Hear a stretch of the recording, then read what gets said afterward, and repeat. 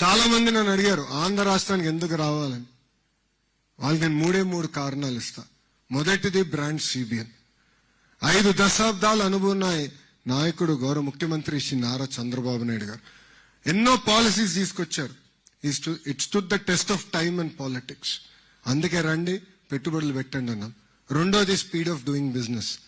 ఒక Zoom call అనండి, ఒక వాట్సాప్ మెసేజ్ అనండి, అహర్నిశలు పారిశ్రామికవేత్తలకు అందుబాటులో ఉంటూ వాళ్ళకి ఎలాంటి సమస్య లేకుండా ఈ పెట్టుబడులన్నీ గ్రౌండ్ చేసే లక్ష్యంతో నాతో పాటు మన టీజీ భరత్ గారు పనిచేస్తున్నారు. ఆ స్పీడ్ ఆఫ్ డూయింగ్ బిజినెస్ వల్లనే ఈరోజు పెద్ద ఎత్తున ఆంధ్ర రాష్ట్రానికి పెట్టుబడులు వస్తున్నాయి.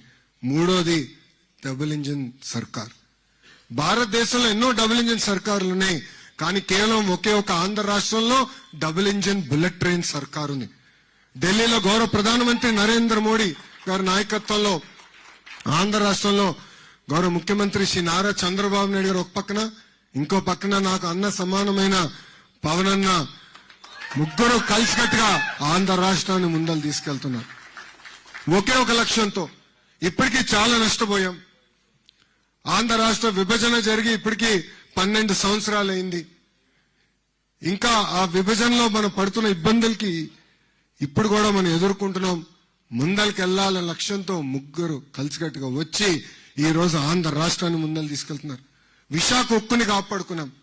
విశాఖ రైల్వే జోన్ ఏర్పాటు చేసుకున్నాం. తొందరలో కర్నూలులో కూడా హైకోర్టు బెంచ్ ఏర్పాటు చేయబోతున్నాం. పోలవరం పనులు కూడా పెద్ద ఎత్తున పరిగెత్తిస్తున్నాం. ఆగిపోయిన అమరావతి పనులు కూడా మీరందరూ చూసుంటారు ఎంత స్పీడ్ గా ఈరోజు పరిగెత్తిస్తున్నారు. వాస్తవంగా చెప్పాలంటే రాష్ట్రానికి అవసరమైన ఆక్సిజన్ గౌరవ ప్రధానమంత్రి శ్రీ నరేంద్ర మోడీ గారు మనకి ఈరోజు అందిస్తున్నారు.